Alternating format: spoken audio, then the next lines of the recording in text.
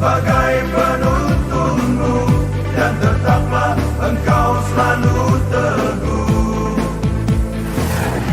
Banyak. Ini karena ngomongin kesehatan jadi cerita ya, diri sendiri. Jadi anak 3 juga masih kayak gini, Bu. Nggak kelihatan ya. Nah, itu dia. Yang kedua adalah potensi ekonomi keluarga. Setelah kita mendapatkan potensi kesehatan, kita bisa juga mendapatkan potensi ekonomi keluarga. Seperti apa sih? Nanti kita bahasnya lebih lanjut. Menjadi Muslim Industry Halal Network yang bisnisnya itu dimulai dari rumah masing-masing. Ibu nggak usah khawatir bisnis HNI harus nyewa ruko gede kayak gini, tidak. Nanti insya Allah bertahap. Nah, jadi base-nya adalah bisnis mulai dari rumah masing-masing. Insya Allah setiap orang punya rumah ya. Ya, ada yang tinggalnya nggak di rumah. Ya, walaupun masih ngontrak tetap di rumah ya Bu, kontraktor. Sini. Nah itu, jadi artinya apa? Kalau bisnis dimulai dari rumah, semua orang berpotensi untuk memulai bisnis ini. Oke, next ya. Jadi rumah menjadi pusat kegiatan. Apalagi nih, yang ibu-ibu kayak saya, ada Bu yang udah punya putra, angkat tangan. 1, 2, 3, lebih dari 3. Nah, yang angkat tangan pasti masih single ya Dek. Nah, anggap aja ngerti dulu ya.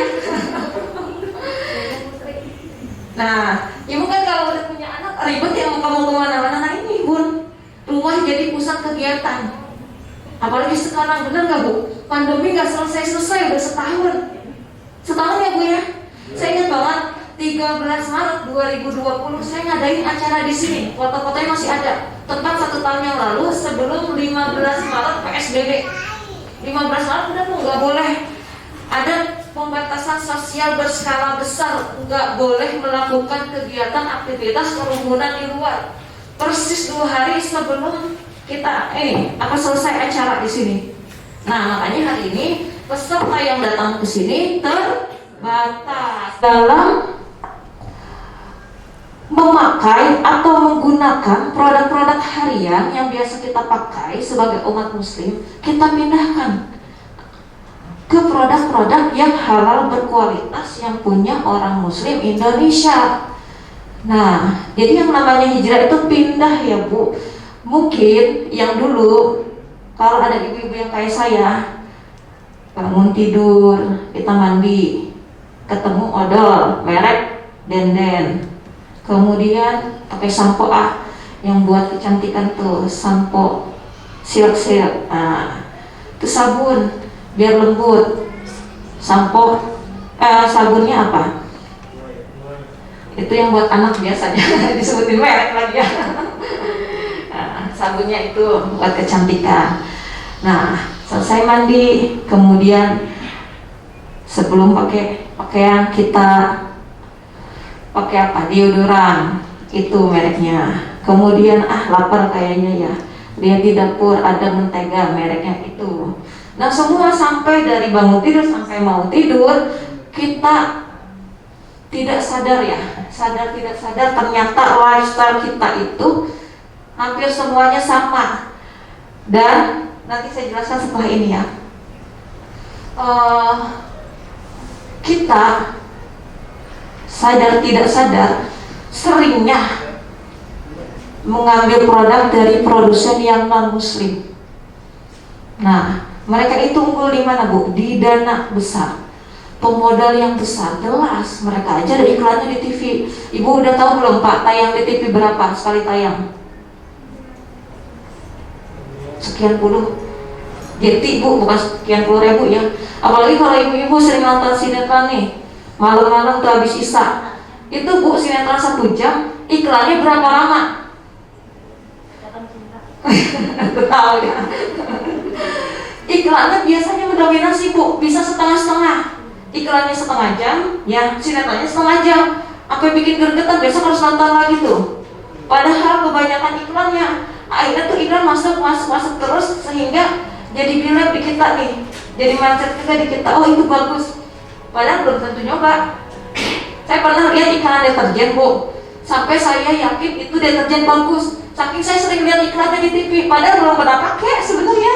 Nah itu dia, itu gencarnya sebuah iklan ya Bu. Nah karena apa? Mereka punya modal besar.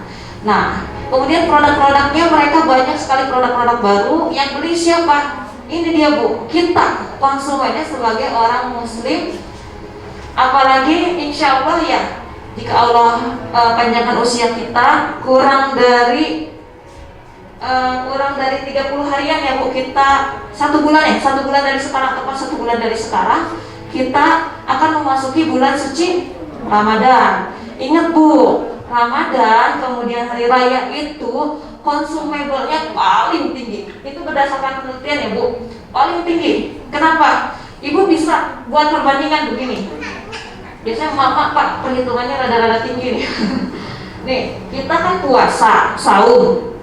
Makannya berapa kali Bu sehari? 2, sahur dan buka. Kalau misalnya nggak sahur, makannya berapa kali Bu? 3 bisa, 4 bisa ya. Kalau pagi, siang, sore, malam 4 bisa, atau 3 kali. Tapi Bu, habisnya nanti akan lebih besar yang Ibu waktu sahur loh. Ntar Ibu buka puasa, aku ya dibeli ya semuanya, lapar mata kalau kata orang Sunda mah ya. Apalagi menjelang Lebaran, itu berasnya, minyaknya, dagingnya dan lain-lain. Itu siapa yang punya Ibu? Ini bukan. Nah, akhirnya kalau misalkan ini kejadiannya Bu, nah ternyata aliran uang ke situ.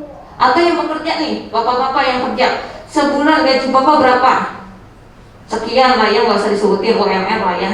Nah, dari gaji UMR itu lebih dari setengahnya itu buat kebutuhan harian, benar nggak Pak? Ya. Nah, itu uang semua Pak ngalir, yang harusnya mungkin ya. Kalau misal kita belanja di orang Muslim, minimal kita punya tabungan, kita keluarin ke orang yang non Muslim.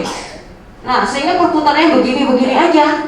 Nah, ketika perniagaan itu pasti ada namanya laba atau untung ya Pak. Ternyata kalau yang buat ini nih Pak, produsennya, dia dana sosialnya lebih banyak untuk apa? Pertama, ini ada salah satunya membiayai perang teluk pinjaman untuk pabrik senjata atau kapal atau tank yang tujuannya untuk memerangi umat Muslim. Nah, ujubillahi min dzalik.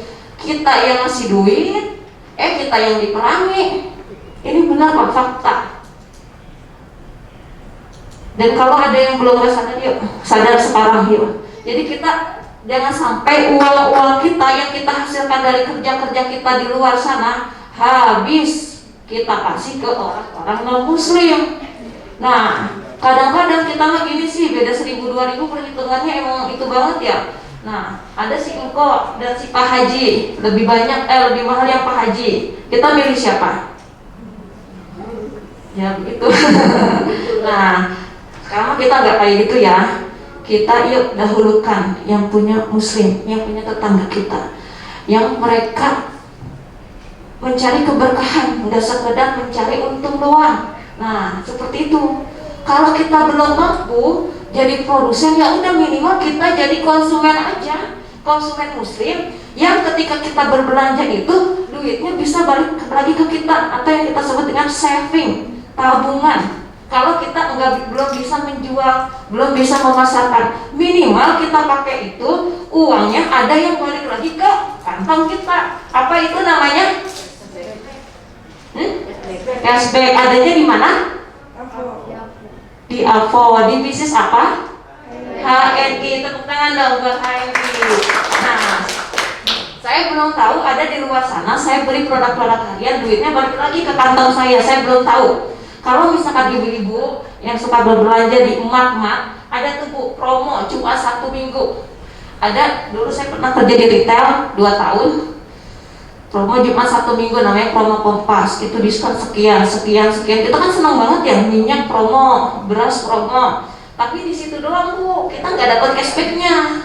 Nah kalau di HNI cashbacknya dapat, cashbacknya berbentuk uang lagi. Jadi enak. Nah, jadi hidup itu adalah pilihan. Ibu mau memilih seperti apa? Mau konsumsi halal silakan. Apalagi kita masing-masing punya keluarga. Jangan sampai nih Bapak Ibu, anak-anak kita diberikan produk-produk yang gak halal. Nauzubillah. Nanti kalau misalkan kita kasih keluarga produk-produk yang gak halal, halal itu bisa jadi dari produknya, dari cara membelinya, bisa jadi prosesnya juga. Jangan lupa prosesnya itu penting juga. Oh, ini produk halal, prosesnya gimana, kita tahu atau enggak. Nah, sebegitu kritisnya harusnya jadi orang muslim. Tapi hari ini sama seperti saya dulu, enggak peduli kayak gitu, Bu. Dulu kan saya orang kerja ya, beli aja. Yang penting promo dulu, diskon dulu. Padahal kita belum tahu tuh produknya seperti itu.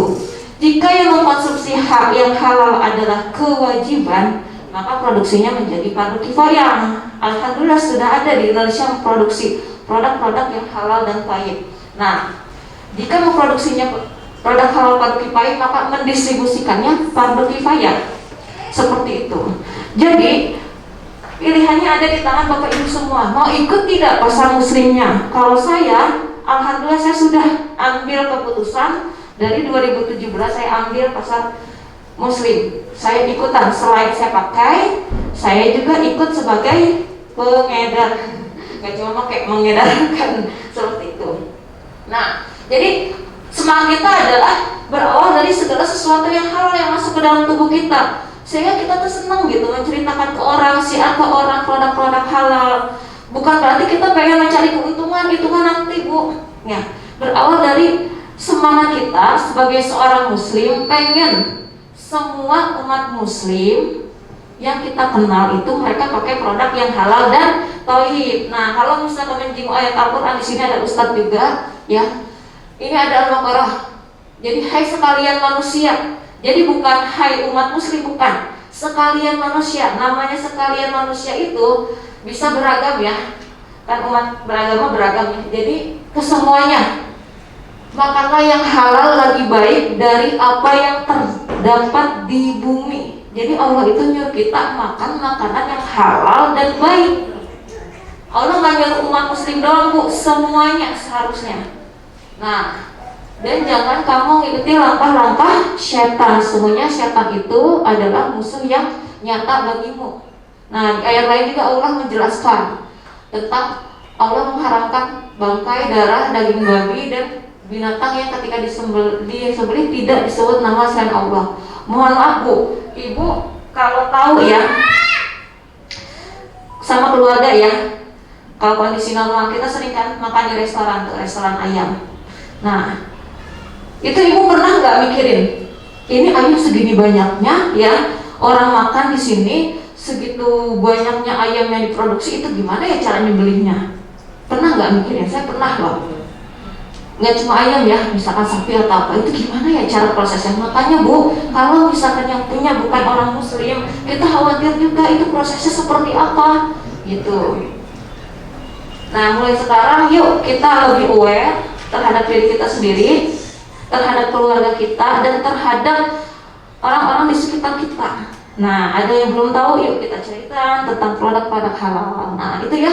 Di sini juga ada di ayat lain, makanlah makanan yang halal lagi baik. Banyak, Bu, di dalam ayat Al-Quran Allah menjelaskan tentang makanan-makanan atau produk-produk yang halal dan baik yang dikonsumsi. Jadi kita berpikir halal, go halal, seperti itu. Nah, setelah ini saya akan dibantu oleh sahabat saya, seorang leader. Dia sama mentor bisnis AMI, senior saya. Dia adalah owner bisnis center Sukaraja, Bogor. Dan beliau ini memulai di HMI itu lebih dulu dari saya, sehingga hari ini beliau dan pasangannya juga sudah menjadi couple LED. Nah, di sini saya juga banyak belajar dari beliau, karena dulunya ini beliau adalah salah satu pemilik toko farmasi. Nah, orang-orang bergerak di bidang farmasi insya Allah lebih paham ya tentang medis ya, tentang kesehatan. Kalau saya, Bu, tadi kalau Ibu dengarkan dari Pak Ipan, basic saya adalah sosial. Jadi saya belajar kesehatan itu pas KHT aja, Bu, di Nawawi. Jadi seluruhnya saya belum tahu nih. Makanya dulu itu saya cuek. Kalau misalkan yang penting mah harga murah, yang penting mah promo, seperti itu. Dulu saya cuek, sehingga salah besar. Nah, kalau ini, beliau ini mantan pemilik toko farmasi kimia. Kalau misalnya ibu mau tahu omset grup jaringan beliau itu 6 miliar setahun. Masya Allah, tepuk tangan dulu dong. 6 miliar itu segimana ya Bu? Saya nggak bisa bayangin, setahun Bu 6 M, berarti bulanannya setengah M lebih, benar nggak? Itu uang semua ya, nggak pakai daun ya. Nah, kalau reward prestasinya saya bingung nih, jadi saking banyaknya. Boleh deh saya sebutin aja ya beberapa. Beliau sama kayak saya ya, mendapatkan reward trip Bandung 2017. Nah, beliau juga mendapatkan reward trip Lombok 2018. Kemudian mendapatkan awarding reward Star Leader Kick Off 2018, reward trip Yogyakarta 2019 bareng, Factory Tour Public Purbalingga 2019 bareng juga. Umrohnya juga alhamdulillah kita bareng Bu. Saya sama ibu saya, beliau sama suaminya. Nah, Factory Tour 2019 bareng juga. Penerima reward promo Thailand bareng juga, ya kita sering bersama-sama nih. Nah, tapi ada yang belum. Tapi beliau sudah. Nah, beliau itu apa? Mendapatkan reward The Best Rising Star Leader Cup 2020. Hadiahnya pun umroh, Masya Allah. Ya, dan sudah melahirkan beberapa LED. Duh, merinding saya, kapan dia bisa sama kayak gini ya, aduh. Nah, ibu yang tadi saya sebutkan sama seorang entrepreneur, jadi punya anak juga, anaknya 2, kalau saya 3, beliau anaknya 2. Jadi ibu udah paham lah ya, kalau udah punya anak repotnya seperti apa. Enggak repot sih, kita jangan bilang repot ya, kalau repot, repot beneran nanti ya. Nah, kita bilangnya alhamdulillah aktif, pintar. Itu sering, apalagi kalau anaknya usianya jaraknya dekat Bu, ya Allah, Masya Allah, itu mah istighfar terus kayaknya ibunya ya, pengalaman pribadi. Kayak ya,